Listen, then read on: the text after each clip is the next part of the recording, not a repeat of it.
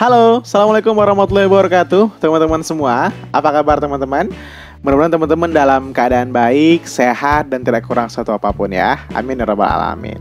Nah, ketemu lagi dengan aku Aris Budiman di sini teman-teman ya, masih di Budiman's Channel. Dan di video kali ini aku bakal bercerita sedikit ya, apa istilahnya, berbagi pengalaman kembali sama teman-teman tentang makna kolaborasi di arsitektur gitu. Nah, hal ini juga menjadi salah satu bahan intermezzo juga untuk aku sendiri teman-teman, karena mungkin ini bagian dari bagian dari kita sebagai seorang arsitek yang mungkin lebih cenderung terlihat lebih individualistis gitu, atau lebih memiliki ego tersendiri sebagai seorang arsitek gitu. Nah, apakah seorang arsitek itu tidak diajarkan untuk berkolaborasi teman-teman? Apakah si arsitek itu memang selalu berdiri sendiri, atau memang selalu mengedepankan egonya sendiri gitu, idealismenya sendiri? Nah, aku bakal sedikit teman-teman ya, bakal cerita sedikit nanti tentang pengalaman aku ketika memulai proyekan sendiri, kemudian juga tentang bagaimana sih makna kolaborasi yang memang rasanya itu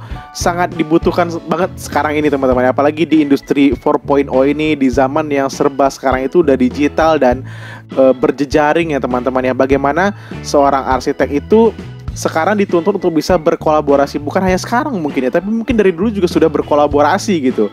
Tapi mungkin kebanyakan orang-orang berpikir, atau kita sebagai seorang calon arsitek atau sebagai seorang arsitek berpikir individualisme kita itu lebih dikedepankan gitu. Nah, mungkin nanti akan kita bahas lebih jauh teman-teman. Tapi sebelum kita bahas pembahasan kita ini teman-teman, seperti biasa, teman-teman bantu aku dulu tuh bisa mengklik like, comment, dan subscribe di video aku ini teman-teman, untuk bisa membantu aku mengembangkan channel ini menjadi lebih baik lagi ke depannya teman-teman ya. Oke? Nah teman-teman, berbicara tentang kolaborasi teman-teman, aku sedikit bercerita tentang bagaimana perjalanan ketika aku memulai proyekan sendiri ketika itu dengan studio yang aku coba sekarang bangun sendiri teman-teman. Nah, sebenarnya ketika kita sebagai seorang arsitek atau sebagai seorang perencana atau sebagai seorang desainer lah letaknya teman-teman ya, itu memaknai kolaborasi itu sebagai sebagai teamwork atau sebagai kerjasama tim gitu teman-teman. Nah, awal mulanya aku berpikir, memang dulu waktu kuliah aku berpikir ketika kita sebagai seorang arsitek, kita adalah leadernya gitu teman-teman dalam dunia proyek kan ya. Di dunia proyek, arsitek itu adalah leadernya memang. Nah, tapi ada satu hal yang aku lupakan teman-teman, bahwasanya tidak semua hal bisa dikerjakan oleh seorang arsitek gitu. Tidak semua hal bisa kita backup gitu sebagai seorang arsitek gitu. Walaupun memang kendali dalam proyek atau pengawasan ataupun nantinya tolak ukur dalam sebuah proyek itu kembali lagi ke seorang arsiteknya, tapi tetap tidak semua hal bisa kita kontrol, tidak semua hal bisa kita backup sendiri teman-teman. Maka itu butuh makna kolaborasi. Nah, memang semenjak kuliah teman-teman, tidak ada pelajaran atau tidak ada istilahnya ya pelajaran khusus gitu. Tidak ada konsentrasi khusus yang mengajarkan kita untuk selalu berkolaborasi, khususnya di arsitektur ya. Mungkin ada pun itu mungkin ketika teman-teman mungkin ikut sayembara, kemudian juga tugas studio yang berkelompok dan seterusnya gitu. Tapi makna kolaborasi di sini adalah ketika kita bercampur dengan disiplin ilmu lain teman-teman, disiplin ilmu yang tidak di arsitektur gitu. Karena toh di project pun nantinya ketika kita bekerja di sebuah perusahaan yang memang bergerak di bidang konstruksi, ataupun kita mencoba untuk membangun proyekan kita sendiri, freelance kita sendiri, itu kita tetap tidak bisa bekerja secara individu teman-teman. Kita tetap harus berkolaborasi dengan orang-orang yang memang sudah ahli di dalam disiplin ilmu mereka gitu, seperti ahli struktur mungkin, kemudian juga ada ahli rencana anggaran biaya, dan seterusnya teman-teman. Bahkan ketika kita bekerja sama dengan tim tersebut, itu memang kita lebih tepatnya berdiri sebagai penengah gitu.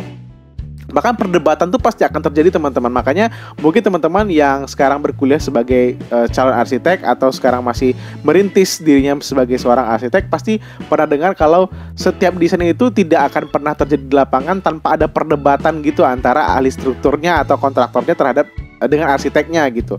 Nah, makna kolaborasi di sini tuh sangat amat dalam sebenarnya teman-teman, tentang bagaimana cara kita bahu-membahu ya untuk bisa mewujudkan desain yang dihasilkan oleh pola pikir seorang arsitek itu gitu, oleh analisa-analisa yang dikeluarkan oleh seorang arsitek gitu. Nah, ada sebuah analogi menarik teman-teman yang mungkin sempat diangkat oleh salah seorang arsitek di Indonesia, arsitek ternama di Indonesia, yaitu Yusing ya.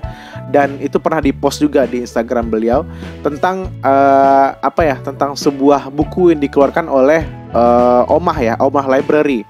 Nah, itu tentang kolaborasi ya, tentang arsitektur partisipatoris untuk mahasiswa. Nah, dari buku ini yang aku baca ininya ya, baca reviewnya ya, itu dari buku ini Omah Library menggali tema masa depan arsitektur Indonesia dengan bekerja sama menggali pengalaman dari praktisi dan pengajar mengenai tema kolaborasi ini sendiri teman-teman. Jadi di situ Yusing mengatakan bahwasanya analogi kolaborasi itu adalah seperti komplotan gajah gitu ya teman-teman ya. Komplotan gajah yang sebenarnya gajah itu tidak bisa pernah hidup sendiri gitu teman-teman. Gajah itu selalu hidup berkelompok dan kelompoknya itu selalu diingat oleh mereka gitu. Diingat, kemudian juga bagi ada salah satu anggota kelompok yang mati itu mereka berduka yang sangat amat dalam dan seterusnya gitu. Mereka terus bahu membahu untuk bisa mendukung karakter temannya masing-masing atau mendukung lingkungannya masing-masing gitu. Nah, kalau misalnya kita di dunia project kan gitu teman-teman ya, bareng arsitek atau ahli struktur, kemudian juga ada ahli RAB dan seterusnya gitu, landscape dan seterusnya lah gitu, itu pasti harusnya saling support satu sama lain teman-teman. Jadi bukan saling menunjukkan ego masing-masing gitu.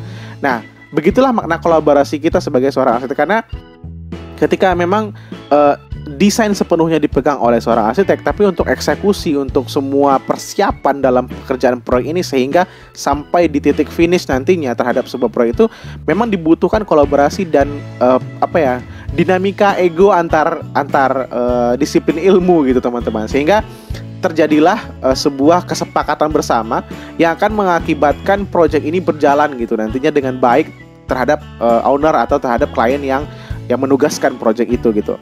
Nah, jadi hal yang menariknya adalah memang makna kolaborasi itu sendiri sekarang udah menjadi makna yang biasa ya, udah menjadi makna yang harus gitu teman-teman dalam sebuah pekerjaan gitu. Mau apapun itu aku rasa ya teman-teman ya, karena dari segi kecepatan berpikir, kemudian dari segi problem solving juga itu akan sangat membantu dalam makna kolaborasi itu sendiri teman-teman. Nah, contoh lainnya teman-teman yang aku pernah dengar juga adalah salah seorang arsitek juga di Indonesia, itu Bapak Ridwan Kamil ya, yang sekarang menjadi gubernur di Jawa Barat itu. Pernah mengatakan bahwasanya makna kolaborasi dulu waktu beliau menjabat sebagai wali kota Bandung itu sangat amat berarti gitu teman-teman. Jadi ketika ada yang membutuhkan, jadi kita nggak bergerak sendiri gitu, kita meng-call atau memanggil orang-orang yang ahli di bidangnya gitu, sehingga ketika kita mendapatkan sebuah problem, kita nggak bingung gitu, kita bisa memanfaatkan relasi kita, memanfaatkan koneksi kita gitu teman-teman, dari komunitas maupun dari beberapa orang-orang yang memang punya koneksi lagi terhadap apa yang sedang kita alami sekarang gitu. Jadi makanya makna kolaborasi itu sangat penting dan sangat menjadi salah satu tolak ukur masa depan arsitektur di Indonesia pastinya gitu.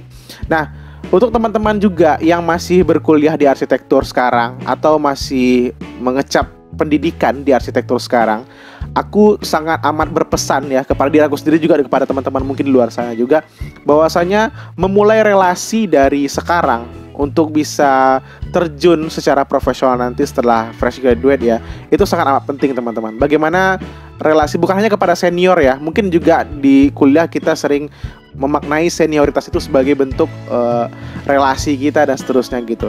Tapi bukan hanya terhadap lingkungan kita gitu relasi itu teman-teman. Kolaborasi itu adalah tentang bagaimana kita mencoba untuk bercampur dengan disiplin ilmu lain, sehingga apapun yang akan kita keluarkan, output yang akan kita keluarkan itu punya perspektif tersendiri gitu, punya perspektif yang berbeda dari disiplin-disiplin ilmu lain, sehingga pertimbangannya pun akan sangat kompleks gitu teman-teman. Jadi nggak akhirnya karya yang keluar itu atau output yang kita keluarkan itu, desain yang kita keluarkan itu tidak semerta-merta hanya idealisme kita gitu, tapi juga ada pertimbangan-pertimbangan dari disiplin ilmu lain gitu. Nah, salah satu buku yang menarik itu adalah Arsitektur Partisipatoris untuk Mahasiswa ini yang diterbitkan oleh Omah Library. Mungkin aku juga belum baca sepenuhnya buku ini teman-teman, tapi ini sepertinya bakal menjadi buku yang sangat amat baik untuk kita baca untuk memaknai kata-kata kolaborasi ini sendiri teman-teman, dan di situ di highlight masa depan arsitektur Indonesianya gitu. Jadi itu mungkin menjadi tolak ukur juga bagi kita sebagai seorang calon arsitek maupun sebagai seorang arsitek sekarang memaknai kolaborasi itu sendiri. Oke teman-teman, aku rasa itu dulu video aku kali ini teman-teman. Mungkin video ini bersifat intermezzo aja, bersifat sharing aja kepada teman-teman semua bagaimana kita memaknai kolaborasi di industri 4.0 ini sebagai seorang calon arsitek maupun sebagai seorang arsitek. Oke teman-teman. Oke, thank you so much for watching buat teman-teman yang udah nonton sampai akhir, dan jangan lupa dibantu aku untuk bisa mengklik like, comment, dan subscribe di video aku ini teman-teman, dan dukung aku terus untuk bisa mengembangkan channel ini menjadi lebih baik lagi ke depannya teman-teman ya. Oke, thank you so much for watching, keep positive, smart, and creative teman-teman, dan assalamualaikum warahmatullahi wabarakatuh. Sampai ketemu di video aku selanjutnya. Dah.